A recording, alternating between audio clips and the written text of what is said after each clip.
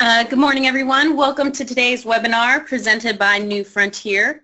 Today we will be discussing global legal marijuana markets and more specifically taking your questions from our attendees regarding our recently published first ever report on worldwide legal cannabis titled 2016 Global Legal Markets, a Worldwide View. We're excited to answer your questions regarding the report's findings. My name is Gretchen Gailey, New Frontier's Director of Communications and Government Affairs, and I will be your moderator. Now, just a few quick housekeeping items. First, today's event is being recorded and will be made available to you after the webinar. We will send out an email with how to view the on-demand webinar as soon as it's available. Second, please enter your questions using the GoToWebinar control panel, which is located on your screen. You can start entering any questions you may have now. If we do not answer your questions during the event, the speakers will reach back out to you directly to provide an answer in the days following the webinar. Now first, I'd like to introduce you to New Frontier so you understand why we are qualified to present on this topic. New Frontier is the leader in cannabis information, data, and analytics. We provide unique perspective into the key business priorities and industry trends for investors, operators, and cannabis researchers. We are not for or against the legalization of marijuana, are exclusively focused on the cannabis industry and committed to producing actionable and unbiased intelligence that drives results. Now let's take a look at today's agenda for our webinar. First, we'll meet with our speakers. Then we will dive into the report, Global Legal Marijuana Markets 2016, an overview, and then we will take your questions. Now let's meet our speakers for today. First, we have Sam Osborn, New Frontier Senior Manager of Custom Solutions. He is the lead author of the Global Legal Marijuana Markets Report, and John Kagia, Director of Industry Analytics, who is the lead editor. Now, before we get into the data, we'd like to ask you a quick poll question. What is the biggest challenge you encounter in the cannabis industry today? Now, you can just go below and select one of the following answers. Marijuana is in a legally gray and confusing environment. There's a lack of historical or relevant market data, inconsistency, lack of standardization across the industry, the risk of federal enforcement and compliance crackdown, or potential competition from being industry involvement. And you can go ahead and answer that at any point you would like. Now let's jump into the report. We'll start off with John. Good morning, everyone, and thank you for attending this session. We're very excited to present to you some of the key findings from this global market view. We'd like to begin by just showing this snapshot of the global markets, which I think gives a really illuminating perspective of where we currently sit in the kind of global trend toward advanced legal marijuana laws. So a few observations when you look at this global map. The first is that marijuana legalization, by and large, is a Western construct, principally focused in Europe and in the Americas, with the exceptions in the Middle East being Israel and Jordan, and then Australia being the exception in Asia-Pac. But by and large, these are kind of a North American, Eastern South American, and European construct. Second is that it is now possible to drive almost the entire length of both North and South America without passing through a country that has not kind of created greater access to legal marijuana, whether that is through criminalization, through medical access, or as we're seeing in the US, through outright legalization of adult use.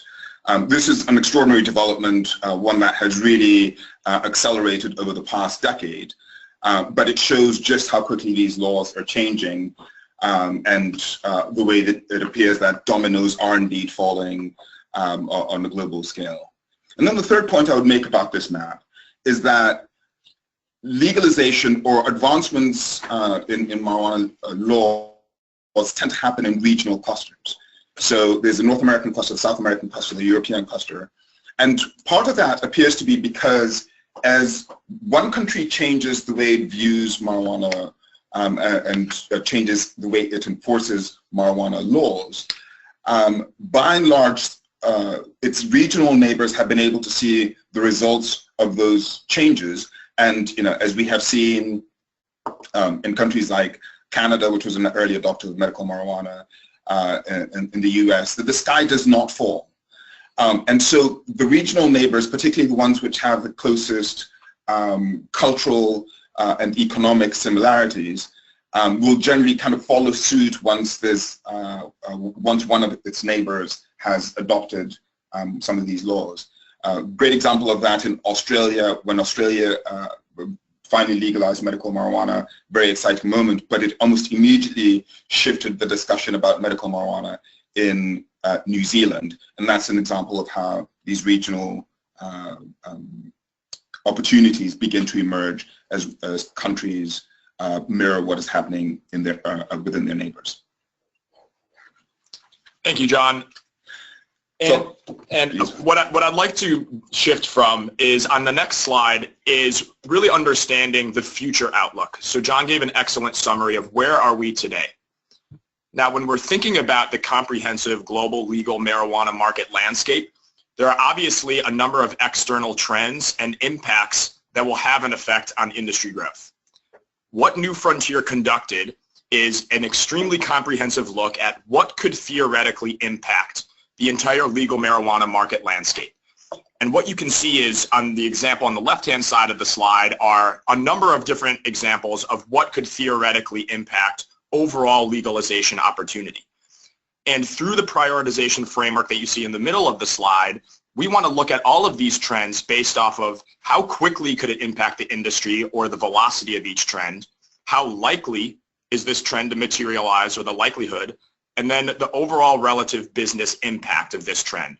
What magnitude of effect would this trend, if it did materialize, would it have on the overall industry?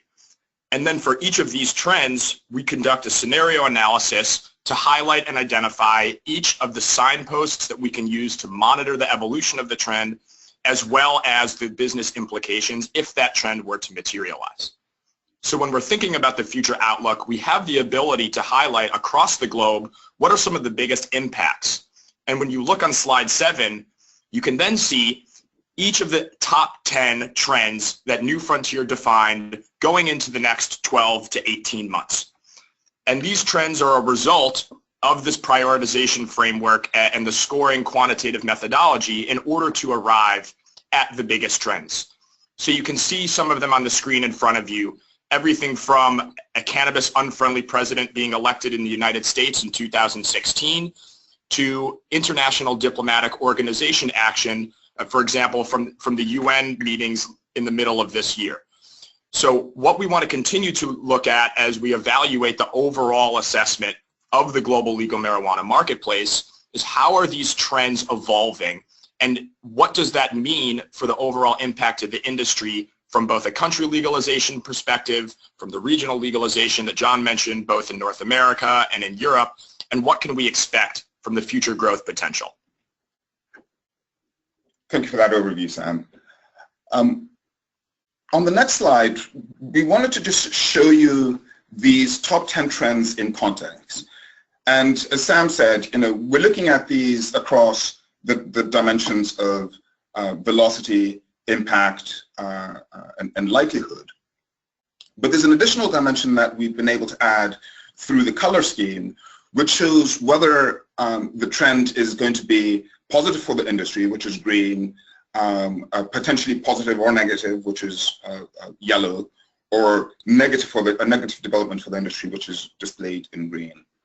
Additionally, through the size of the circles in which each of these trends sit, it shows the impact that those trends would have on the trajectory of these global markets. So a few that I think I would just like to briefly call out as part of this. One is international diplomatic organization action. In April of this year, the UN General Assembly will be hosting a special session specifically on the drug issue. It will be the first special session on drugs that the UN has held since Uruguay legalized the developments in the US market with recreational use, since the developments in Mexico and in Canada. And so we're going into an environment where this debate about drugs is going to be held at a time when some critical UN member states are in the process of evolving their positions on this issue. It will make for a very robust debate, and it remains to be seen whether coming out of that session there will be any progress toward a rethinking about the UN's position on national policies toward cannabis. Second, Canadian legalization fully implemented. One of the reasons why Canada has been such an extraordinary example of how far we have come in this global legalization debate is because the newly elected Prime Minister Justin Trudeau is the first leader who has been democratically elected whose platform specifically included cannabis legalization. It signals that this is no longer an issue that ostensibly disqualifies political candidates from office, and for it to have happened at the national level rather than at the county level suggests that this is a really exciting pivot. A long road left to go yet in Canada's implementation of national legalization, but certainly a very important development. And then finally, the likelihood of a cannabis-unfriendly president being elected in the US. The US presidential election thus far has been one which has seen an unprecedented number of turns. I think we would all say that we are in a position that nobody expected this election to be at this point a year ago. And while we think that the likelihood of a cannabis-unfriendly president being elected has diminished, we do think that it is certainly an issue that should be closely watched, precisely because the US remains the largest global cannabis market currently. Okay, thank you, Sam and John, for your insights today. Now let's jump into our Q&A portion of today's webinar. The first question I have here for you is, which countries do you see legalizing full adult use next? A great question, Gretchen. And to that, I think we would pick Canada as the country which we think has the greatest likelihood of advancing a full national adult use recreational law. A couple of reasons for that. One, it was central to Prime Minister Trudeau's platform. It has clearly been something that has been very robustly debated in Canada for a very long time, and we would say more so than in most other countries. And finally, the Canadians have really signaled very, very strong support for this. Now, they have a long road yet to go, partly because Canada has already begun to make statements about its concern of how its legalization would align with the global treaties to which it is a signatory. And then there's the whole regulatory question about how they're going to do this in a way that ensures that it is a well-functioning market, one that does not support any illicit activity, and one that ensures that public safety remains a top priority. They're looking at it very closely, but they're still a very long way from having the rules enforced. Okay. Our next question. If someone was interested in investing in the North American markets, what products should they look to next? Sam? Yeah, that's an interesting question, and one that definitely depends on the perspective of the investment and what I would describe as the sort of level of capital expenditure one is looking to invest. For example, there are over-the-counter public markets which allow you to access the cannabis industry via proxy. If you're not looking to put boots on the ground and you're looking throughout North America at a way to sort of tangentially take advantage of the overall cannabis industry growth, there are a number of different companies, a number of different index funds that track the overall evolution of what I would describe as the cannabis stock market, which is available for the Western markets. Now, when you're thinking of what I would describe as more product level detail, and this is an interesting question that we talk with our clients a lot about.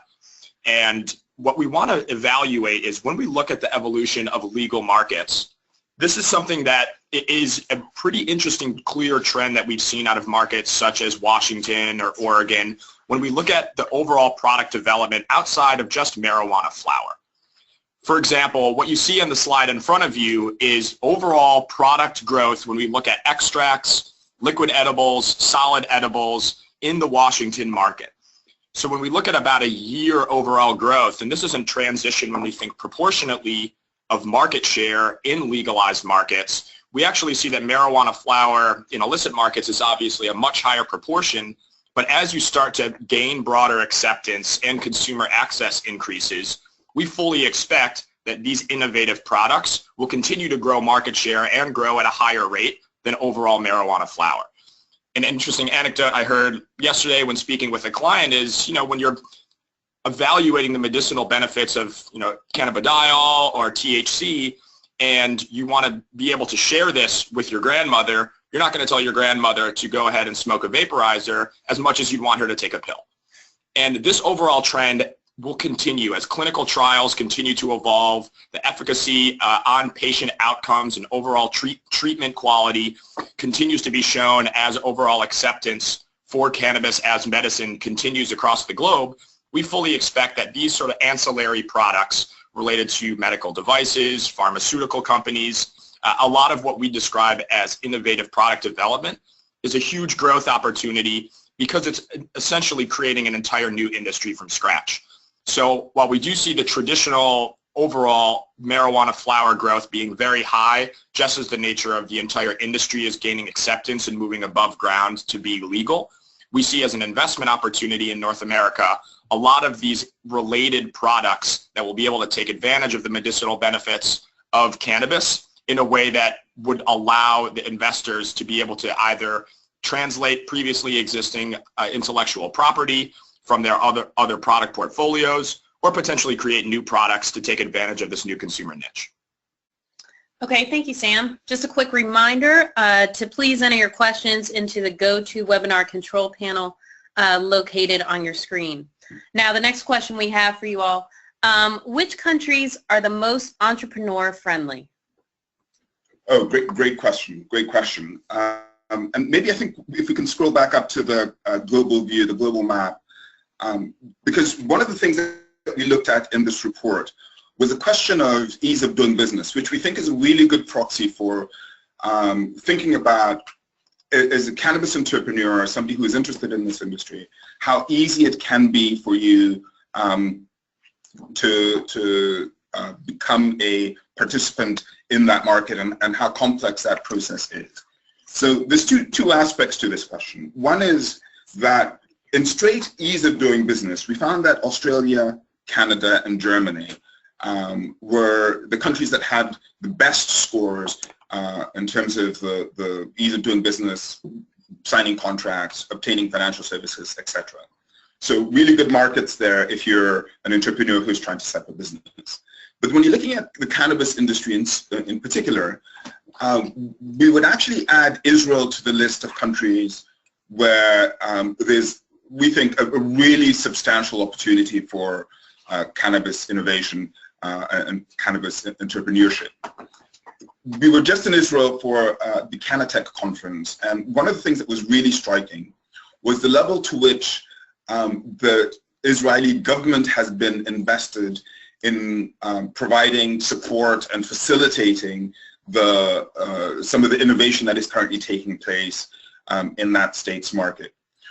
This is being done through support and collaboration in the development of funds, financing funds to help help build cannabis businesses, but also through facilitation of both clinical research as well as technology development that can be used to support all aspects of industry.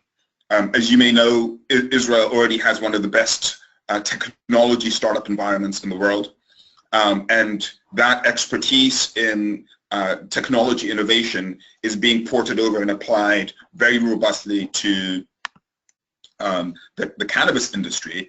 And we expect that some of the innovation that we saw being developed in Israel is very soon going to be central to the global cannabis industry, simply because they have been so deeply invested in advancing innovation in that market. Okay, thank you, John. Our next question was, how can we get a copy of these slides? An email will be sent out to you after the webinar, and we'll also have directions on how to view the on-demand webinar as soon as it's available. Will be sent to everyone directly. Now, our next question.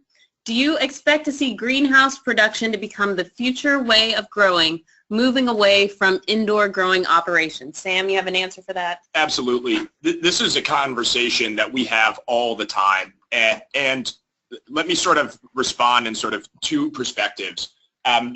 One, we want to look at energy efficiency, and we actually have a slide around how that in cultivation will become an advantage as markets begin to legalize. So what we want to think about is, are we talking across the legal global marijuana landscape, the amount of emphasis that will be put on energy use and cultivation will increase dramatically as the transparency into the actual energy use of the industry continues to bubble up.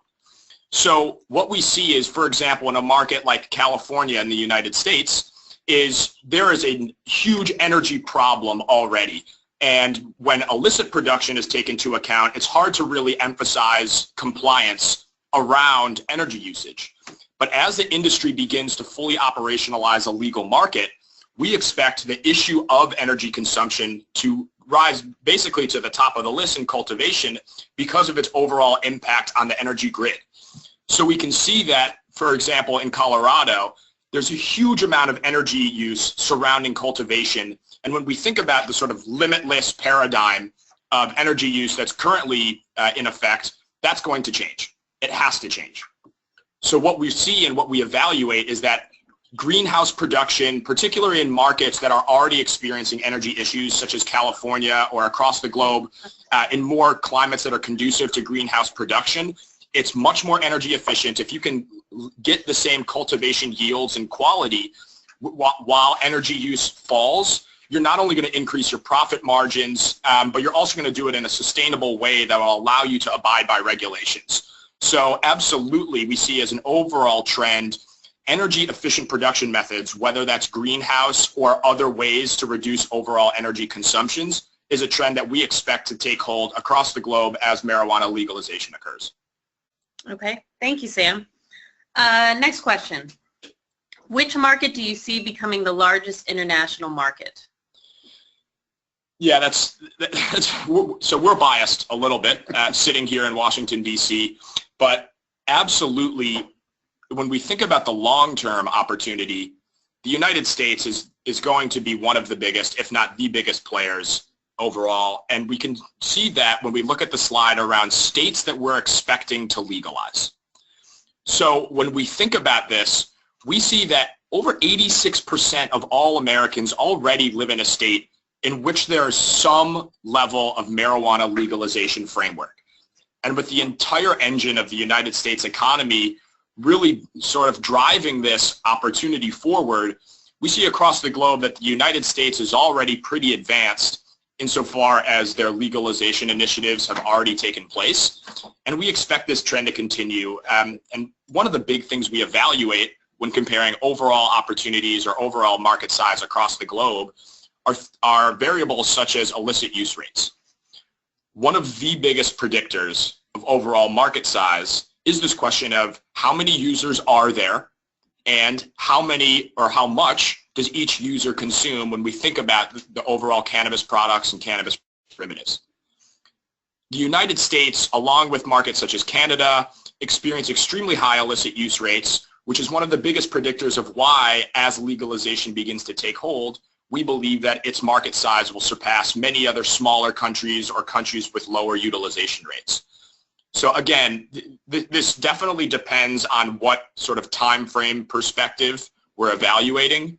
For example, if Canada actually does operationalize fully within the next year to 2 years, we could actually expect that at a federal level, across the national market size, Canada could theoretically surpass the United States just based off of its ease of consumer access and the ability to, supply and demand the entire product throughout the country, with allowing intrastate transport, sale, cultivation, and a lot of the other regulatory nuances that prevent, extreme growth. But when we start thinking about 10, 15, 20 years from now, the overall size of the United States economy, the overall usage rates, the overall proclivity towards marijuana preference in terms of not just usage but acceptance throughout the country really would dictate that the United States would be internationally probably the biggest market. But of course, it's going to depend on the time frame, which countries legalize federally. There are a lot of variables in play that will impact this opportunity. But absolutely, we see the United States, Canada as some of the biggest investment opportunities and cannabis market sizes across the globe. All right. Thank you, Sam. As we wrap up today, John, how about your closing thoughts on the global markets? Well, thank you for that question. And maybe I'll use the slide that we have on the markets growth to frame my final thoughts.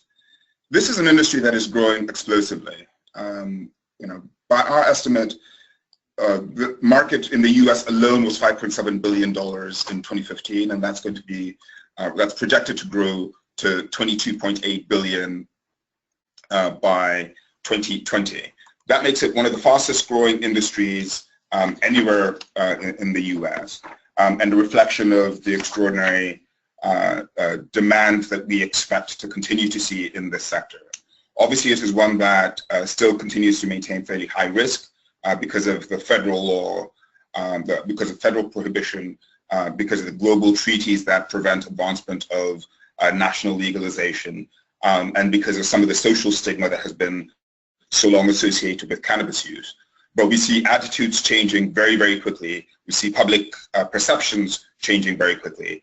And we see that from the markets that have legalized, that many of the hazards that opponents have warned about have not materialized, which I think is making more and more countries, more and more jurisdictions comfortable with wading into this industry.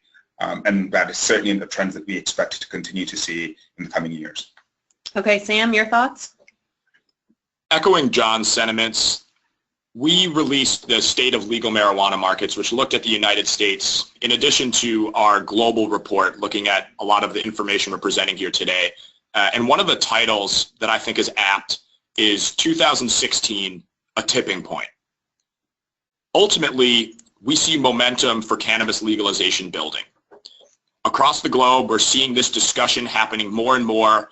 The UN General Assembly Conference being one signpost, but a lot of the legalization initiatives that are already taking hold, along with public support. When we start to see clinicians across the globe demand for alternatives to the opioid epidemic, when we start to see public acceptance surpassing 70% overall approval rates, this is momentum that is going to be extremely hard to stop. So when we're thinking about this as an opportunity, a lot of you on the call today are one of what we would describe as the first movers in taking advantage of this nascent industry. So in terms of what we see overall, the evolution of cannabis legalization is a force that's gaining momentum. It's accelerating. Finding the opportunities across the globe is something we will look closely at and hope to work with all of you closely in the near future. Thank you, John and Sam, for your insights today, and thank you for your interest in our Global Markets Report. If you may or may not know, the report originated as an outcome of a custom research project that New Frontier performed specifically for a client. If you are interested in direct access to our industry analysts who can provide you with customized guidance and insight, our advisory services subscriptions may be a great option for you. If you'd like to find out more about our advisory services, visit frontierfinancials.com/advisory services. Now, as a thank you for attending today's webinar, all attendees will receive 30 minutes of free one-on-one consultation with the purchase of an advisory services subscription. Once again, thank you for joining us and enjoy the rest of your day.